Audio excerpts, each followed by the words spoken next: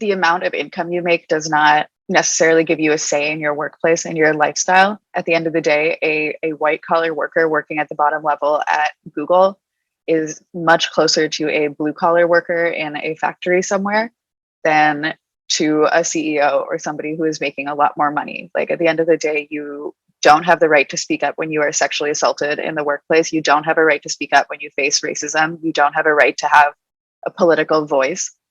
These are things people are afraid of constantly, regardless of their wage.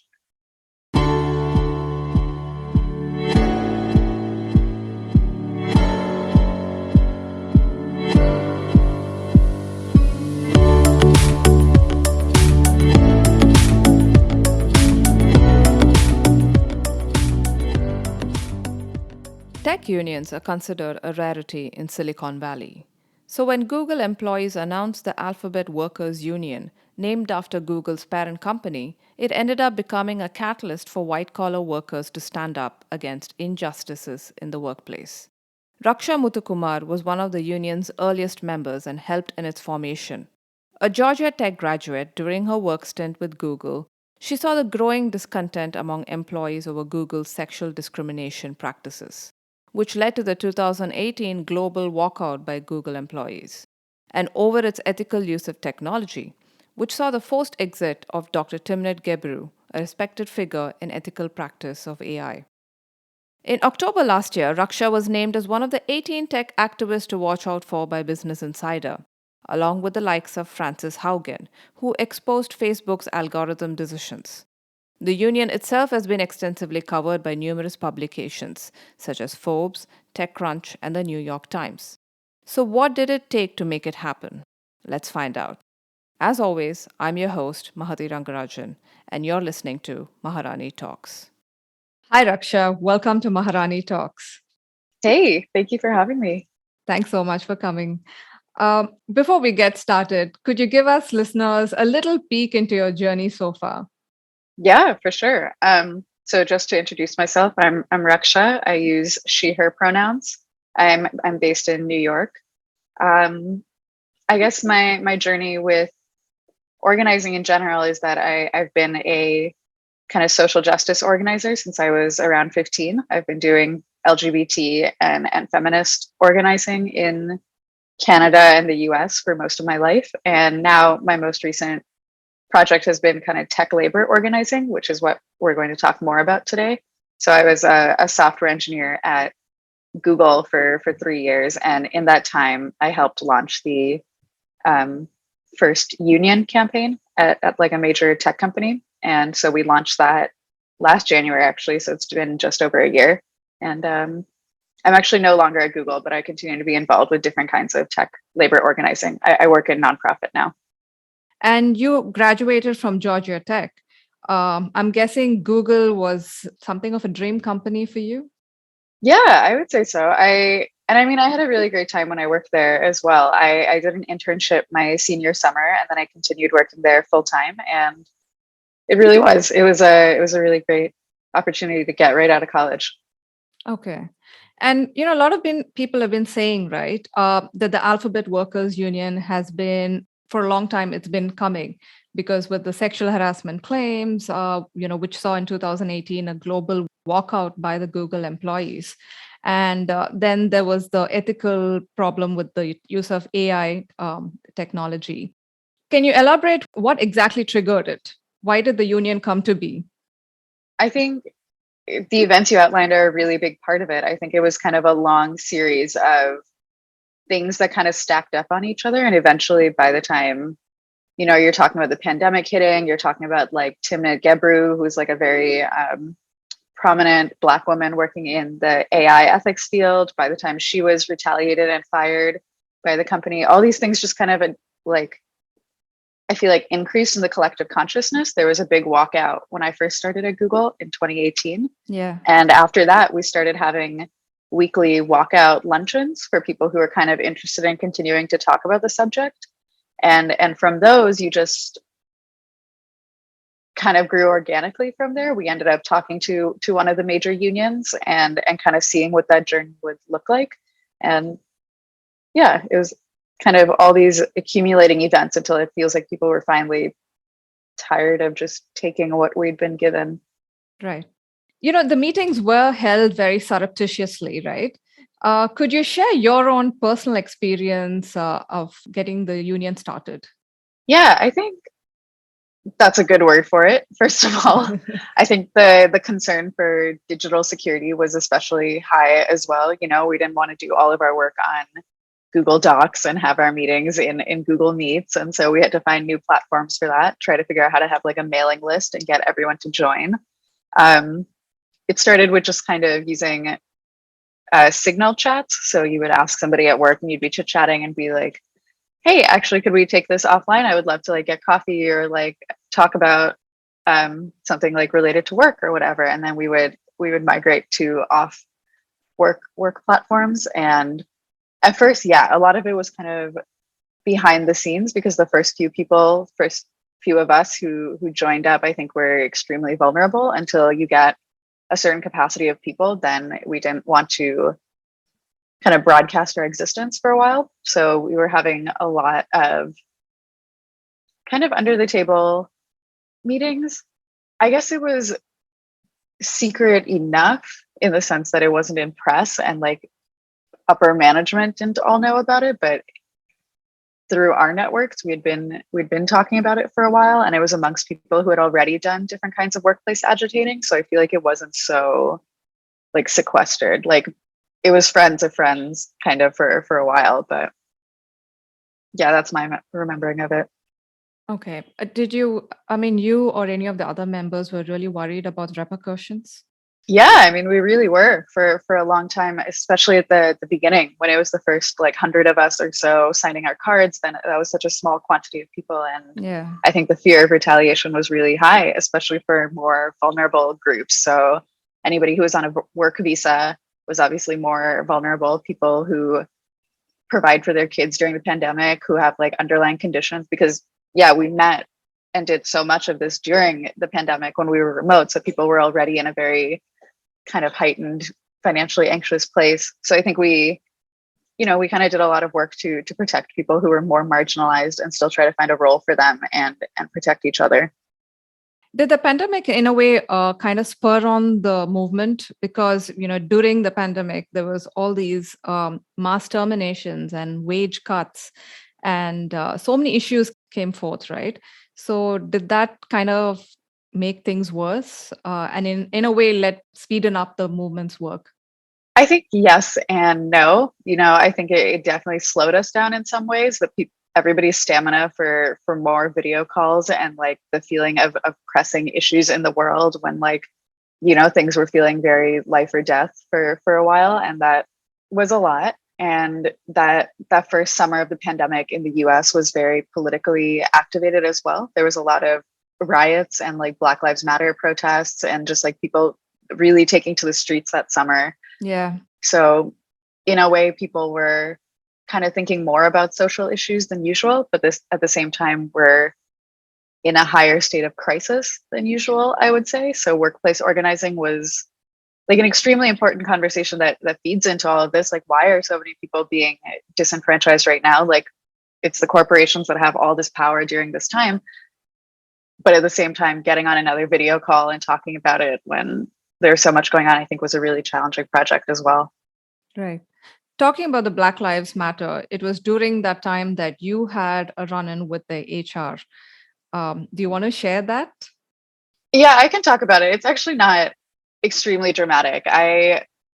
Google did a lot of diversity stuff around that summer. Like people were really feeling it, especially Black employees, and like they did a lot of allyship work and like diversity talks and gave us like days to spend on learning about racial justice stuff, which was like generally pretty good. A team that I worked with in Texas had asked for resources about how to get involved near them, and they knew that I was like a person that's like very involved and would be happy to send a list. And I had made that offer, so I had sent the sub team there a just kind of list of places to donate or places to stay in tune with to figure out what's happening on the ground. And for the most part, it was received really well. People like appreciated that above and beyond effort. Like I got like a peer recognition thing, but someone else, I guess, didn't like it. So had reported me to HR. So I guess of the team that I'd sent it to, maybe like half of them really appreciated it and half of them found it too political for the workplace.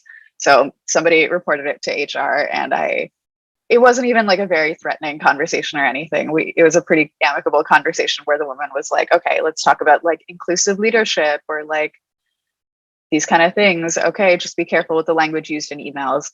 That was it. It was extremely stressful before the meeting, I would say, because HR just like popped a meeting onto my calendar with no notice. And like, I think that was the scariest part. I wasn't sure if they had like found out about the union or like if it was something else that I was involved with outside of work or really what was going to happen. So I went into that meeting like really, really stressed. And I had talked to other friends who had been through that process kind of, and they had given me advice about like, recording the meeting, keeping notes, asking for an advocate if you need it, that kind of thing. But mine ended up being very anticlimactic. And for that, I'm grateful, honestly. Okay, that's a relief. Yeah. Could you talk about why you think a tech union is really important? In the broadest sense, tech is now a part of everything. It's in our pockets all the time. Google is in our pockets all the time, knows where we are, what we're doing. I think the way the decisions are made right now from top down and with primarily like stakeholders and billionaires in mind isn't going to build us the future that we want. And I think workers having more of a say in that, people who are closer to the ground, is such an integral part to that. I think that's one major component of it, just the actual workers and people's say in the future of technology. I think beyond that, in terms of workplace rights, especially in the US, we've been so conditioned to not really expect any autonomy or freedoms in the workplace. You kind of do what you're told and hope that you get to keep your work visa or your health insurance or get to pay off your tens of thousands of dollars in student loans. So there's this feeling of like, okay, I just put up with whatever to kind of get by. And unions have been weakened over decades in America to strengthen the corporations and to put us into that position. And I think one of the big things about tech workers starting to organize is people are realizing that no matter how much you're paid or things can look good from the outside, if you don't have freedom to speak up or like make your own decisions, if you could be fired the next day for standing up for yourself, if you had been sexually harassed in the workplace and you get fired the next day and you go into medical debt, that's not freedom. That's not like liberating. That's not a good way for people to aspire to live. And I think the idea that we're challenging that and saying that that's not enough anymore is really hopefully setting a framework for a lot more white collar employees in the US to start thinking like that. Like, it's not just about getting the highest salary for yourself. It's about establishing rights and autonomy for your coworkers and yourself. And we're starting to see it in other industries as well. So like journalists are doing it a lot here, graduate students are, and then tech is booming with it. And I'm really hoping to see a lot more white collar workers realize that unions could be for them as well. And unions are actually rare in the Silicon Valley. In fact, many say that, for white collared workers, like you talked about, are a privileged lot. Unions should be for blue collared workers. With the perks that engineers are getting and the bonuses and the kind of lifestyle they live, unions are kind of a moot point, and it kind of protects people who are probably, people would say mediocre in their job. What do you have to say to counter this? So I think that the amount of income you make does not necessarily give you a say in your workplace and your lifestyle. At the end of the day, a white collar worker working at the bottom level at Google is much closer to a blue collar worker in a factory somewhere than to a CEO or somebody who is making a lot more money. Like, at the end of the day, you don't have the right to speak up when you are sexually assaulted in the workplace. You don't have a right to speak up when you face racism. You don't have a right to have a political voice. These are things people are afraid of constantly, regardless of their wage. That's one big aspect. The other aspect is that big tech actually touches a lot of blue collar workers. We work with folks in data centers. There are people doing childcare work in the larger offices. There are people abroad who Google employs to do like manual data entry, things like that. People who are not the Silicon Valley six-figure income makers. That's actually the majority of Google's workforce, is like contractors and people making lower wages. And people kind of forget that. But I think one of the great things about our union is that it was based around solidarity between the workers who had the more privilege to support the workers who had less privilege. And that especially played out in the pandemic when the disparity kind of grew wider. The office workers were able to be sent home and continue their wage, continue their work, continue to live anywhere and make a fine wage. Whereas like cafeteria workers in many tech companies faced layoffs and things like that. But the system doesn't work without all of us in it. Why should one group receive so much more respect than the other group? And I think that that was really a driving point of it as well. Like, we shouldn't allow ourselves to be separated when really we all have much more in common with our lack of say than the other way around. Yeah. But right now, the Alphabet Workers Union, the majority of them are full-time engineers. Do you feel anytime, in the future, something of this, considering that the majority stake is by, full-time employees, it could cause issues later on with, like, as you said, temporary vendors and contractors? Yeah, I think that division is definitely a problem and a project in progress. I think for very understandable reasons, people who are in more vulnerable positions are more risk averse to sticking their neck out in this way. And I think that's fully fair for our organization to have to prove itself to folks who have historically gotten kind of the worst of it, that we are going to stand by them, that we're going to do stuff. I will say though that a lot of really wonderful campaigns have come from the contractors. We had childcare workers kind of lead the return to office campaign, and we've run multiple campaigns out of the data centers in the South where they have basically negotiated back with the contract employing firms and things like that through the support of the union to get either wages or workplace recognition or other kind of social justice aspects. So I think despite the membership numbers, I think the voice of the union is hopefully a little bit more holistic. But I agree, it's like an aspect that we can do better, and I would love to in the future see a much more diverse representation in the organization. Okay. I wanted to ask you a personal experience of yours. I spoke to a friend of mine who used to work in the Silicon Valley, and she's an engineer as well. And she talked about the discrimination against women engineers.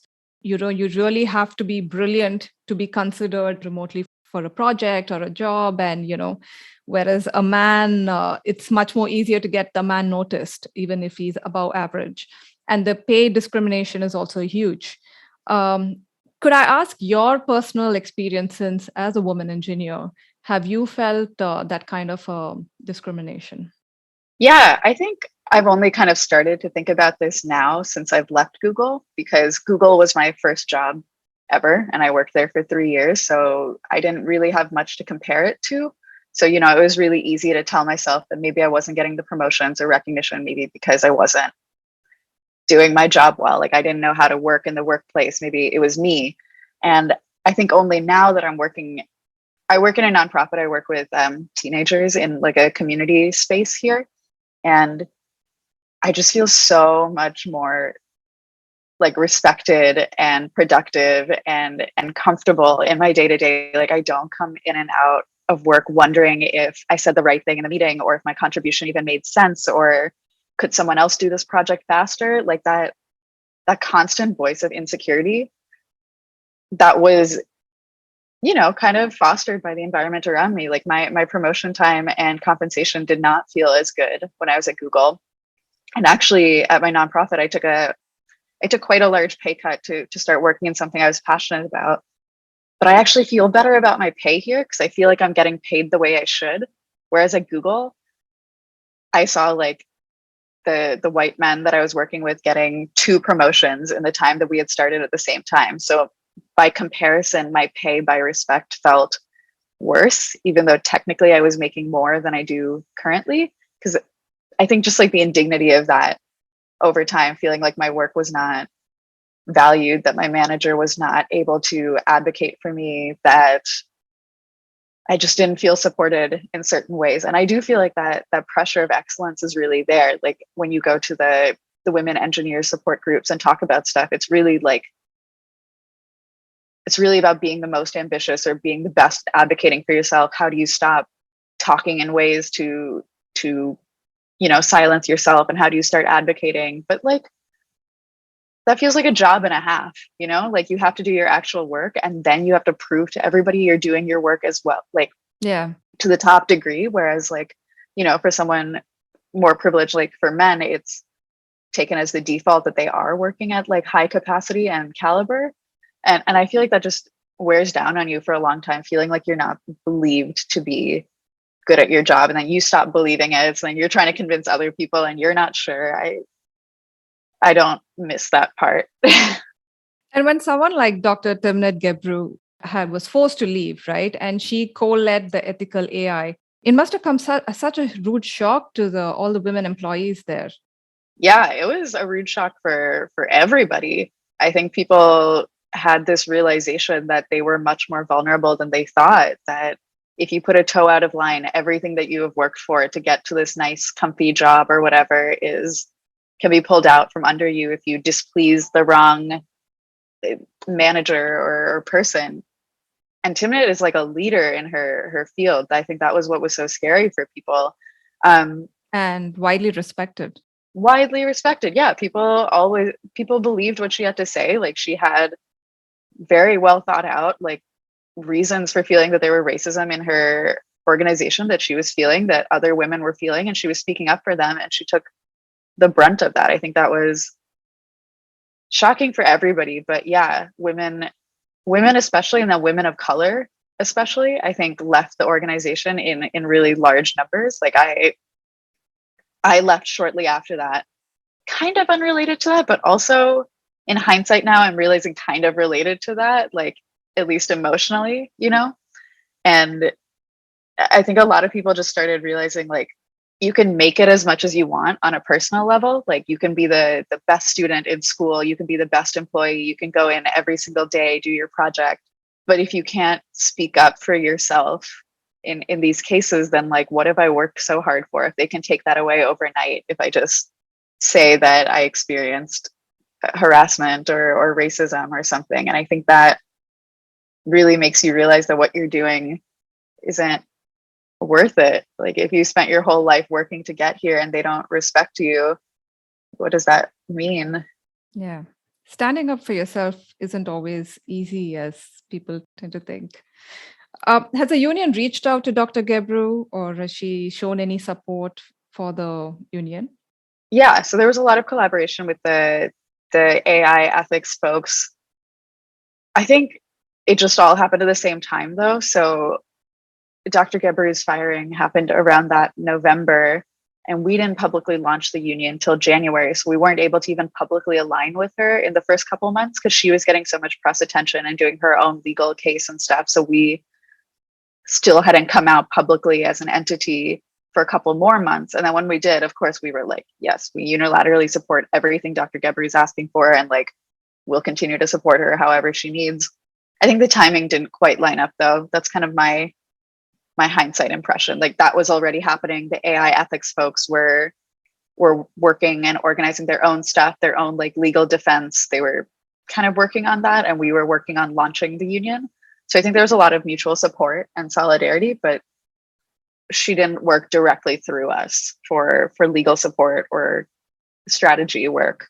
It just kind of happened before we existed a little bit. Okay. When the union came out, when you publicly talked about it, this time last year, it's been exactly a year, Mm-hmm. you were about 200 members, and it's now gone about 800. Mm-hmm. It's still a minority union, right? Considering the Google's workforce, about 250,000, taking into account full-time and part-time workers. Is it becoming difficult for employees to join, or do they feel a little confused? Do they find the unions? Would it make much progress in terms of working with a behemoth like Google? Yeah, I think the big takeaway is that you have to start somewhere, right? With these projects, like unionizing a force of that size, we need to first build a good core of people who trust each other and who believe that we will stand in support of each other. And I think building that trust in those relationships over time is a lot of work.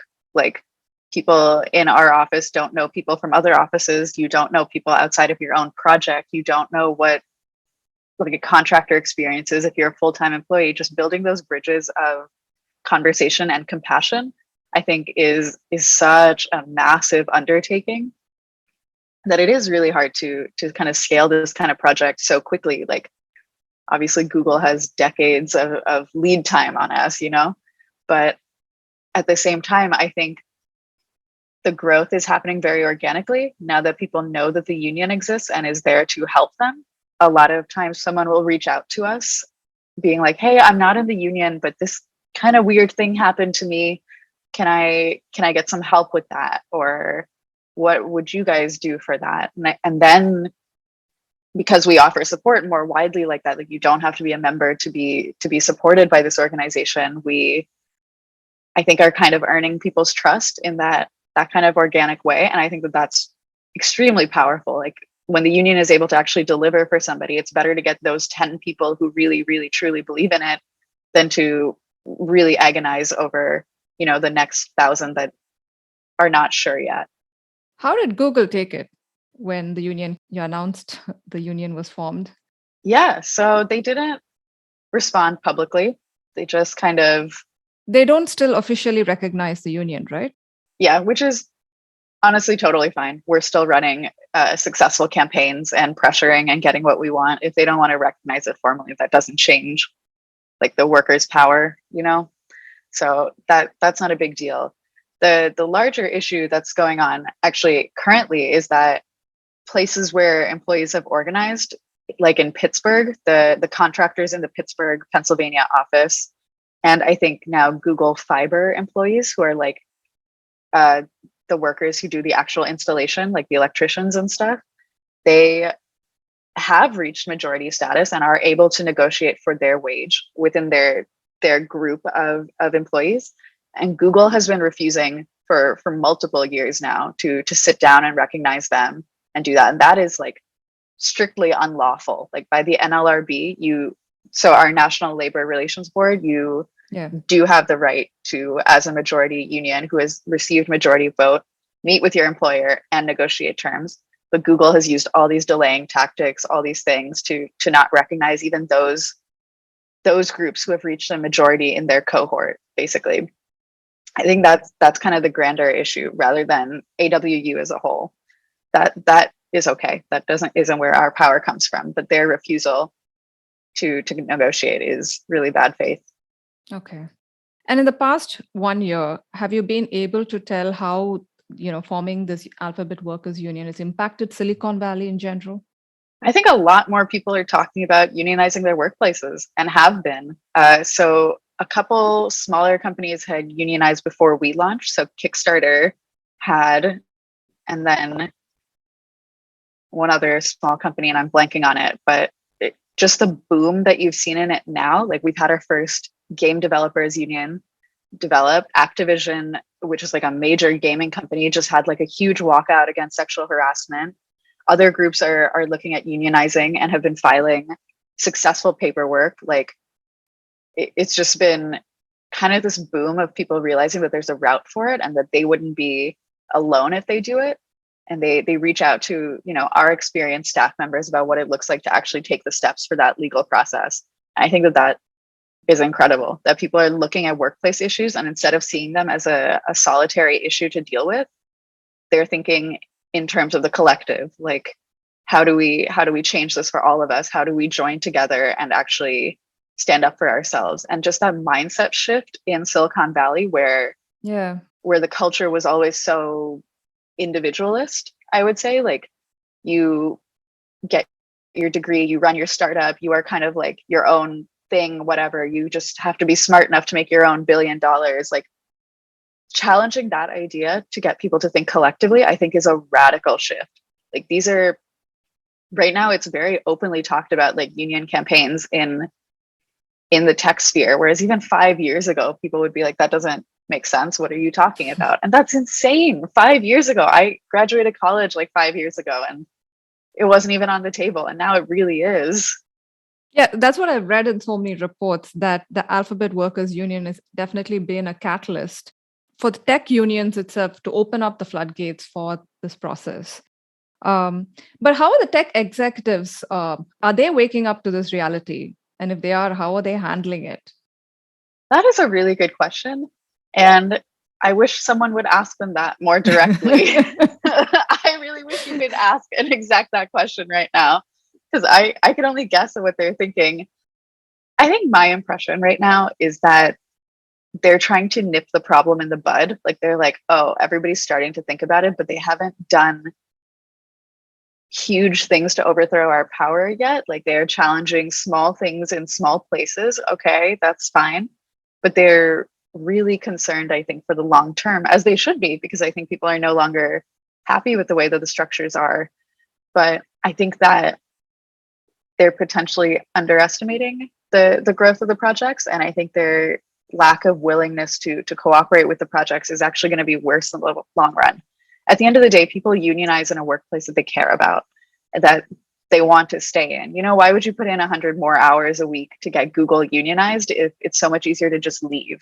And I think if Google or any of these companies aligned with those missions and were like, actually, yeah, we do want to hear from the employees. You should talk to independent groups to get support as a woman who's faced discrimination, or somebody who wants to change a policy. That'll make a better company for all of us. Like, that really should be in the company's interest, but they're not thinking about it like that, because at the end of the day, they are driven by the profit motives for the top CEO class, and they're worried that that'll be threatened. And I don't know. I think happier workers do better work. I think people who don't feel like they'll experience discrimination or who feel well taken care of are better for everybody. So I think it's a short-sighted thing for them to be against this kind of organizing, but that's just me. But are you ever wary in the future that union its affairs will continue to be independent and not meddled by the company?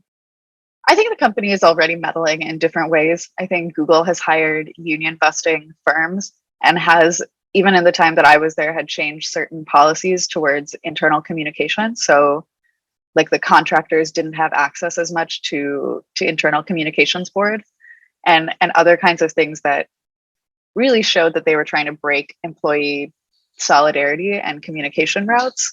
And so I think they're doing it. They just don't want to say it's associated with the union. They don't want to imply that they feel threatened by the union, but they are making these quiet changes that are very union busting, that are very by the playbook, that they've hired a union busting law firm, like a very major one, around the time when our union launched. Like that was very public knowledge.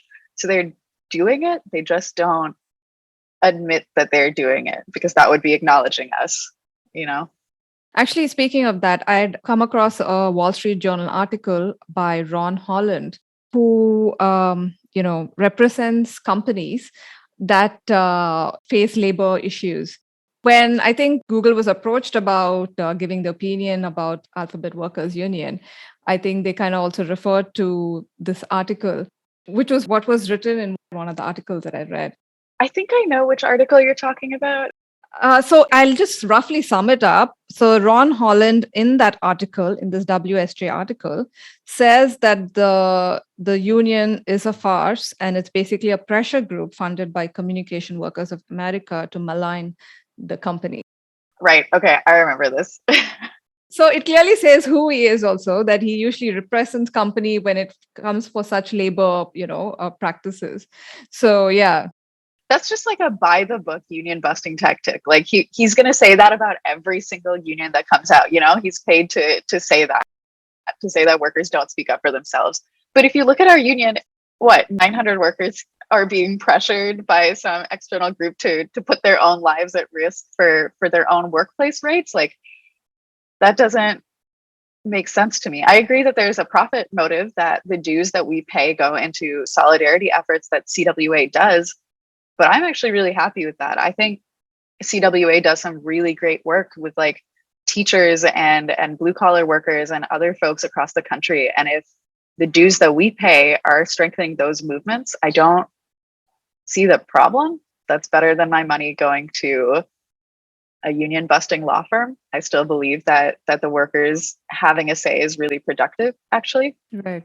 And I think we couldn't have unionized without the knowledge and support of CWA. Like, we were a group of engineers and childcare workers and data center workers. We weren't legal lawyers. We had no idea what it would really look like to form a collective, what our rights were, what the structure should be of such an organization to have good communication and sustainability.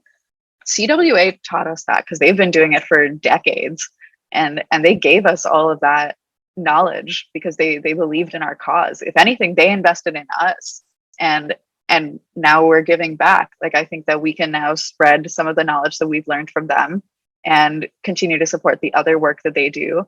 And I think that people see some nefarious, like, corruption cycle in there, but it's not really like that. It's just one kind of symbiotic relationship is more how I think about it.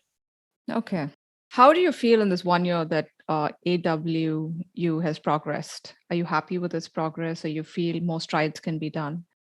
I think both. There was a kind of reflection tweet thread on like 1 year of stuff, and I was just kind of bowled away at all we did in the first year. Like, on top of all the press coverage and like defending ourselves and providing legal support to people kind of quietly, all the huge public campaigns we did, we got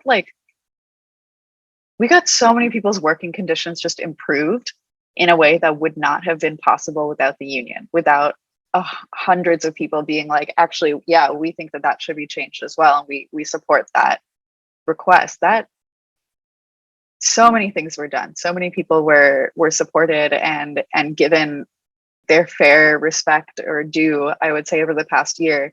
And now I think this year is going to be much more about establishing a foundation for those things, like making sure that we can scale up, that we can learn from things that we did well, the things that we maybe didn't do so well. I think year 2 is definitely going to be a much more reflective and big picture kind of year. Yeah. Interesting. So you're a retired member of the union, but are you still a spokesperson? No, I'm not formally a spokesperson anymore. Okay. You now work with the Yaya network. Mhm. So could you share what your typical work is like as a tech activist? Yeah, so I work at the Yaya network, as you said. It's called Youth Activists, Youth Allies. So my primary work is working with teenagers and doing kind of political development and social justice education now. So it's kind of a step away from tech, but in my personal organizing life, it's still very associated with tech. So I work with the Tech Workers Coalition in New York, and I still go to some Alphabet Workers stuff and support that kind of work. And I do like freelance writing and speaking about how people can organize in the labor industry. Like, I give workshops on what that might look like and stuff.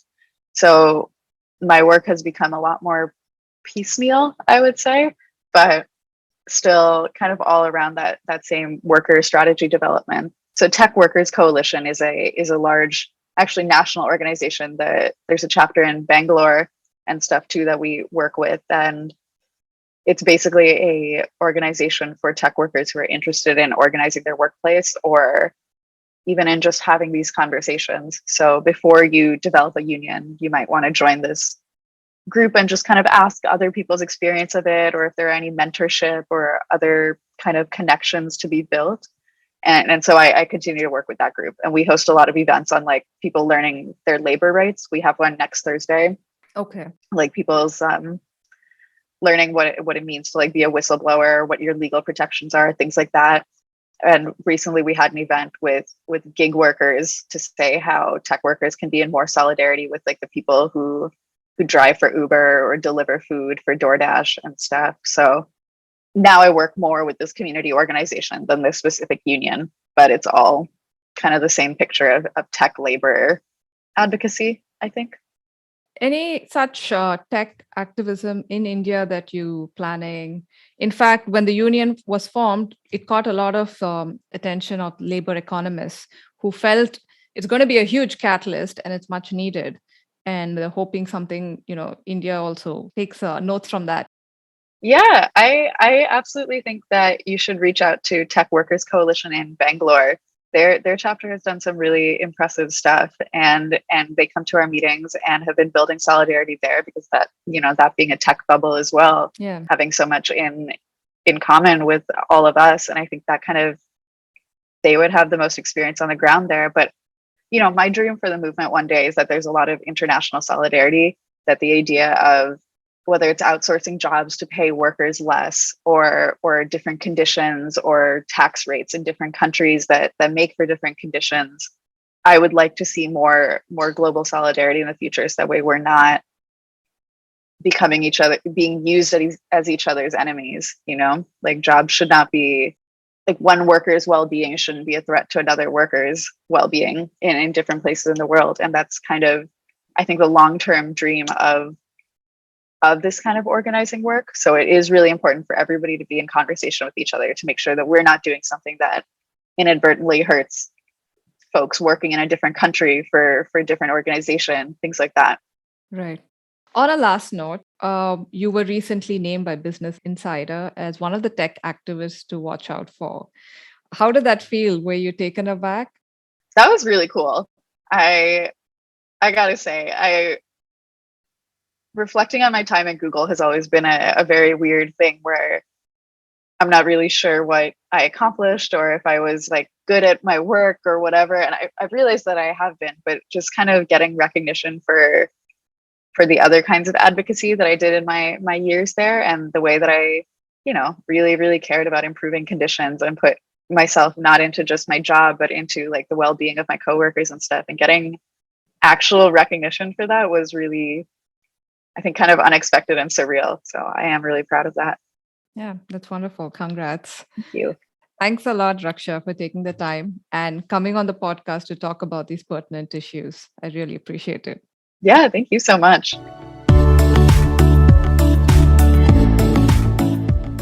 If you like this conversation and would like to reach out to me on any further questions or feedback, please do so on Maharani Talks on Instagram.